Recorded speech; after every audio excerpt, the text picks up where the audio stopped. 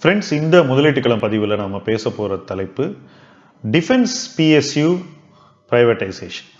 பாதுகாப்பு துறையில் இருக்கக்கூடிய நிறுவனங்கள், அதுவும் பொதுத்துறை நிறுவனங்கள் தனியார் மயமாக்கப்படலாமா என்ற கேள்வி. இந்தியாவின் பாதுகாப்புத்துறை நிறுவனங்கள் ஒரு வகையில் உலக அளவில் பார்க்கும்போது சற்றே தனித்துவமான நிறுவனங்கள் என்பதை முதலில் நான் பதிவு செய்ய விரும்புகிறேன். இவர்களுடைய அந்த தனித்துவத்தன்மை 1950ஸ்லேருந்து இருக்கக்கூடிய ஒரு விஷயம். அந்த காலத்தில் நேரு அவர்கள் பிரதமராக இருந்த காலத்திலேயே நமக்கு தேவையான எல்லாத்தையும் உற்பத்தி செய்து கொள்ள வேண்டும், உள்நாட்டிலேயே தொழில்நுட்பத்தை நாம் ஏற்படுத்தி கொள்ள வேண்டும், அல்லது காலப்போக்கில் இது மாறி யார் நட்பு நாடுகளோ அவங்க கிட்டேருந்து கிடைக்கக்கூடிய தொழில்நுட்பத்தை நாம் வாங்கி கொண்டு நம்மளுடைய பாதுகாப்புக்கு தேவையான எல்லா விதமான எக்யூப்மெண்ட்டையும் நாம் பண்ணணும் அப்படிங்கிறது தான் குறிக்கோள். ஆனால் பாருங்க, காலப்போக்கில் நம்முடைய நட்பு நாடுகள் சார்ந்த அரசியல் மாற்றங்கள், பொருளாதார மாற்றங்கள், இதையெல்லாம் நாம் பெருவாரியாக வாங்கி வந்த ரஷ்யா கிட்டேருந்து நமக்கு கிடைத்து வந்த அந்த சலுகைகள் நின்று போக செய்தன. அது மட்டும் இல்லை, நாம் பொதுவாகவே வெஸ்டர்ன் கண்ட்ரீஸோட, அதுவும் குறிப்பாக சொல்லணும் அமெரிக்காவோட அந்த அளவு நட்பு நிலை இல்லாத ஒரு சூழ்நிலையில் நம்மால் அவங்க கிட்டேருந்து அவ்வளோ எளிதில் நமக்கு தேவையான பாதுகாப்பு சம்பந்தப்பட்ட தொழில்நுட்பத்தை பெற முடியவில்லை. இதுதான் நம்முடைய 30-40 ஆண்டு கால வரலாறு. அவசரத்துக்கு சில விஷயங்களை வாங்கியிருக்கோம். இன்னமும் நாம் ரஷ்யா சார்பாக தான் நம்ம தொழில்நுட்ப தேவைகளை நிறைவு செய்து வருகிறோம். இதில்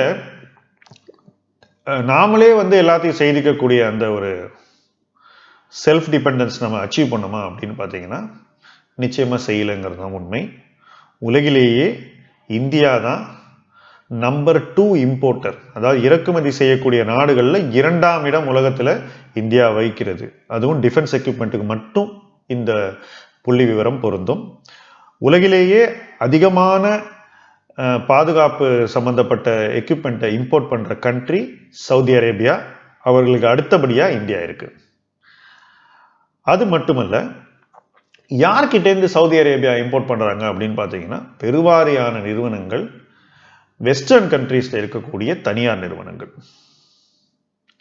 இதில் பெருவாரியான எக்யூப்மெண்ட்டை வாங்க அவங்க நாடுவது அமெரிக்க நிறுவனங்கள், அதுக்கு அடுத்தபடியாக யூரோப்பியன் நிறுவனங்கள், அதுக்கப்புறம் தான் ரஷ்யன் மற்ற எல்லாமே வருகிறது. இதுதான் இன்னைக்கு இருக்கக்கூடிய உலக டிஃபென்ஸ் இண்டஸ்ட்ரியில் இருக்கக்கூடிய நிலைமை. அப்போது நமக்கு தேவையான பொருட்களை அல்லது எக்யூப்மெண்ட்டை உற்பத்தி செய்யக்கூடிய ஒரு இடத்துல இருக்கோமா அப்படின்னு கேட்டிங்கன்னா, நாம் செய்யக்கூடிய உற்பத்தியெல்லாம் கிரிட்டிக்கல் எக்யூப்மெண்ட்டா அப்படின்ற கேள்வியை தான் நம்ம மறுபடியும் முன்வைக்கணும். அந்த அளவுக்கு இல்லை. நிறைய எக்யூப்மெண்ட் நம்ம வெளியிலேருந்து தான் கொண்டு வரோம். இப்போ இந்த குளோபல் டிஃபென்ஸ் இண்டஸ்ட்ரி என்ன சைஸ் அப்படின்னு பார்த்தீங்கன்னா கிட்டத்தட்ட 30 லட்சம் கோடி. அதுதான் அந்த இண்டஸ்ட்ரியோட சைஸ்.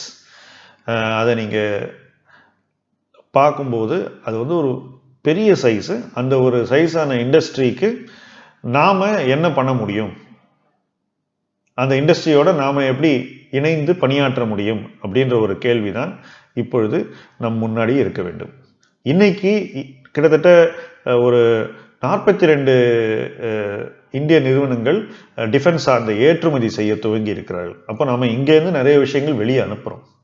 அப்போது இந்தியா கடந்த ஒரு 10-15 ஆண்டுகளில் தொழில்நுட்ப ரீதியாக பல விஷயங்களை கற்றுக்கொண்டு அந்த மேலை நாடுகளில் இருக்கக்கூடிய அந்த நிறுவனங்களுக்கு சில உதிரி பாகங்களையோ அல்லது சாஃப்ட்வேரோ அவங்களுக்கு தேவையான பல விஷயத்தை நம்ம இங்கேருந்து பண்ணி கொடுக்குறோம். ஆனால் அந்த தொழில்நுட்பத்துக்கு சொந்தக்காரர்கள் நாம் இல்லை. சொந்தக்காரர்களாக இருக்கக்கூடியவர்கள் அந்த நாட்டு நிறுவனங்கள். அப்போ அவங்க அந்த தொழில்நுட்பத்தை நம்மளோட பங்கு போட வருவாங்களான்னு கேட்டிங்கன்னா நிச்சயமாக வருவதற்கு வாய்ப்பில்லை. அப்போது அவங்க வரவழைக்கிறதுக்கு நாம் நம்முடைய நிறுவனங்களில் அவங்களுக்கு ஒரு ஸ்டேக் கொடுத்தா தான் அவங்க வருவாங்க அப்படிங்கிறது பொதுவான நம்பிக்கை.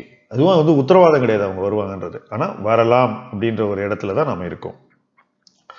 உலகத்தில் இருக்கக்கூடிய டாப் 10 டிஃபென்ஸ் எக்யூப்மெண்ட் நிறுவனங்கள்ல பெருவாரியான நிறுவனங்கள் தனியார் நிறுவனங்கள்ங்கிறத முதல்ல புரிந்து கொள்ள வேண்டும். இதுல அரசு எந்த பங்கையும் வகிப்பது இல்லை நேரடியாக. ஆனா அரசுக்கு மறைமுகமாக ஒரு பெரிய பங்கு இருக்கு. என்ன மறைமுக பங்கை அரசுகள் செய்கின்றன? இப்ப அமெரிக்காவை எடுத்துப்போம்.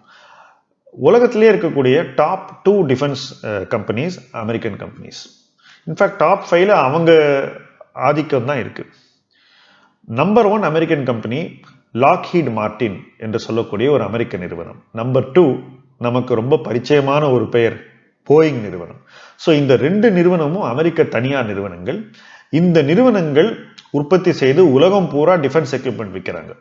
அப்ப அந்த எக்யூப்மெண்ட் அவங்க உற்பத்தி செஞ்சாலும் மற்ற நாடுகள் அந்த எக்யூப்மெண்ட்டை வாங்கிறதுக்கு அரசு அவர்கள் சார்பாக கண்ட்ரி டு கண்ட்ரி லாபி பண்றாங்க. இப்படித்தான் அந்த நிறுவனங்கள் பயனடைகிறார்கள்.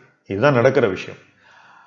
இப்ப சவுதி அரேபியா எடுத்துக்கிட்டீங்கன்னா, அமெரிக்கா நான் உங்களுக்கு பாதுகாப்பு கொடுக்கிறேன், என் நாட்டு நிறுவனங்கள் கிட்ட இருந்து நீங்க பொருட்களை வாங்கிக் கொள்ளுங்கள் அப்படின்னு நிர்பந்தித்து அந்த பொருட்களை அவர்களுக்கு விற்கிறாங்க. அது பிளேன்ஸா இருக்கலாம், வார்ஷிப்ஸா இருக்கலாம், என்ன வேணா இருக்கலாம். இப்போ நாம இந்த ஒரு ட்ரேடுக்குள்ள வரணும்னா நமக்கு இது போல தொழில்நுட்பம் உள்ள நிறுவனங்களோடு இன்னும் ஒரு பிணைப்பு ஏற்பட வேண்டும். மொத்த நிறுவனம் அவங்க கைக்கு போகணும்னு அவசியம் இல்லை. ஆனா பார்ட்னர்ஷிப்ஸ் வரணும். அப்படி பார்ட்னர்ஷிப் நாம முன்னாடி கையெடுத்த ஏரியாஸ்லாம் நம்ம நிச்சயமாக வளர்ச்சி கண்டிருக்கிறோம் என்பதுதான் நம்முடைய வரலாறு. அதுவும் வாகன உற்பத்தி எடுத்துங்க. நிறைய வாகன உற்பத்தியில நாம பல தருணங்கள்ல இந்த மாதிரி பார்ட்னர்ஷிப்பை யூஸ் பண்ணியிருக்கோம். உதாரணத்துக்கு மாருதி சுசுகி அரசு நிறுவனம், அதுவும் ஒரு சுசுகின்ற தனியாரோட சேர்ந்து நம்ம பிரைவேட்டா ஆரம்பிச்சோம். அதுல நம்மளால எவ்வளவு தொழில் வளர்ச்சியை அடைய முடிந்தது என்பதை வரலாறு சொல்கிறது. அதுல நான் திருப்பி ரிப்பீட் பண்ண வேண்டியதில்லை. அப்போ இன்று உள்ள சூழ்நிலையில வெளியில் இருந்து வரக்கூடிய நிறுவனங்கள், அதுவும் தொழில் ரீதியாக இந்த இந்திய டிஃபென்ஸ் நிறுவனங்களுக்கு மதிப்பு கூட்டக்கூடிய நிறுவனங்களாக இருந்தால் அவங்க இந்த நிறுவனங்களோட இணையும் போது தொழில்நுட்பம் மிக வேகமாக இங்கு வரும். நம்முடைய உற்பத்தி திறன், நம்முடைய காஸ்ட் ஸ்ட்ரக்சர் இதெல்லாம் நம்ம நமக்கு சாதகமாக பயன்படுத்தி கொண்டு இன்னும் உற்பத்தியை பல மடங்கு பெருக்கி ஏற்றுமதி செய்யலாம். பல நாடுகளுக்கு நாம போய் இந்த பொருட்களை விற்கலாம். அப்படி விற்பதற்கு நம்ம நாட்டினுடைய அரசும் நமக்காக லாபி பண்ணலாம். இப்போ சவுதி அரேபியா அங்க வாங்கக்கூடிய சில பொருட்களை நாம இங்க தயார் பண்ணோம்னா அது அவங்க வாங்கறதுக்கு வாய்ப்புகள் இருக்கு. அரசால அவங்களை கன்வின்ஸ் பண்ண முடிஞ்சாக்கா. அது மட்டும் இல்ல, அப்படி செய்வதற்கு அந்த அமெரிக்கன் கம்பெனிஸுக்கும் நமக்கும் உள்ள ஒரு கனெக்ட் இருக்கணும். நம்மளா நேரா போய் நின்று இதை விற்க முடியாது.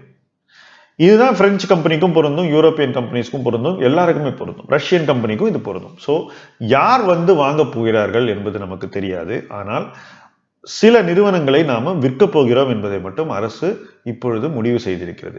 எப்படி விற்க போகிறார்கள் என்பதையும் புரிந்து கொள்ளுங்கள். ஒட்டுமொத்த நிறுவனத்தின் பங்குகளையும் ஒரே சமயத்தில் அவங்க விற்க போறதில்லை. அவங்க இப்ப மார்க் பண்ணியிருக்கிற இந்த நிறுவனங்கள்ல ஒரு குறிப்பிட்ட அளவு, ஒரு 26% பன்னாட்டு நிறுவனங்களுக்கு விற்றுவிட்டு தொடர்ந்து அரசும் ஒரு முக்கிய பங்குதாரராக கிட்டத்தட்ட 30-40% பங்குகளை வைத்துக் கொண்டு தொடரும். அது மட்டுமல்ல, அரசோடு இணைந்து தனியார், அதாவது பொது மக்களும் அதுல ஏற்கனவே பங்குதாரர்களாக இருக்கிறார்கள், அவர்கள் தொடர்வார்கள். அப்படி இருக்கும்போது வரும் காலங்கள்ல ஒரு புதிய ஒரு ஒப்பந்தம் ஏற்பட்டு புதிய ஒரு முதலீட்டாளர், அதுவும் தொழில்நுட்பம் தரக்கூடியவர்கள் வந்தால் அந்த நிறுவனங்கள் வேகமாக வளர்ச்சி அடையலாம், சந்தைகள் விரிவாகலாம், உற்பத்தி திறமை அதிகரிக்கலாம், அதே போல லாபமும் அதிகமாகலாம், அந்த மதிப்பும் கூடலாம். இந்த ஒரு ஜேர்னி இப்பதான் ஆரம்பிக்க போகுது. இப்ப இந்த ஜேர்னில அரசு தன்னுடைய இன்ட்ரெஸ்ட்டை ஒரே நேரத்தில் வித்துட்டு வெளியே போயிடுச்சுன்னா ஆன்சர் இஸ் நோ. இன்னும் இன்ட்ரெஸ்ட் தொடரும். அந்த வரக்கூடிய அப்சைட்லயும் அரசுக்கு ஒரு பங்கு கிடைக்கும். இப்படித்தான் டிஃபென்ஸ் நிறுவனங்களினுடைய பிரைவேட்டைசேஷன் பிளான் பண்ணப்பட்டிருக்கிறது. இது ஒன்றும் இந்த அரசு எடுத்திருக்கக்கூடிய ஒரு புதிய முடிவு இல்லை, அல்லது புதிய டெம்ப்ளேட் இல்லை. இது ஏற்கனவே மாருதி போன்ற நிறுவனங்களில் எடுக்கப்பட்ட ஒரு முடிவு. பல ஆண்டுகளுக்கு முன்னாடி பல நிறுவனங்கள்ல இந்த மாதிரி முடிவு தான் எடுக்கப்பட்டது. தொடர்ந்து டிஸ்இன்வெஸ்ட்மெண்ட்ல ஒரேடியா அரசு தன்னுடைய இன்ட்ரெஸ்ட்டை தனியாருக்கு தாரவாக்கக்கூடிய ஒரு சூழல் இல்லை. அது போக்கு அரசு கிட்ட இல்லை. ஒரு பகுதியை கொடுத்துட்டு மிச்சத்தை வச்சுப்பாங்க. அப்புறம் இன்னும் வளர்ச்சி வரும்போது அந்த மிச்சத்தை மறுபடியும் இன்னும் அதிகமான விலைக்கு வித்துட்டு அவங்க இன்னும் பணத்தை திரட்டுவார்கள். இந்த பணம் எங்கே போகிறது என்றால் அரசினுடைய முதலீடுகளில் மற்ற புதிய விஷயங்கள் செய்வதற்கு நிச்சயமா இந்த பணம் பயன்படுகிறது.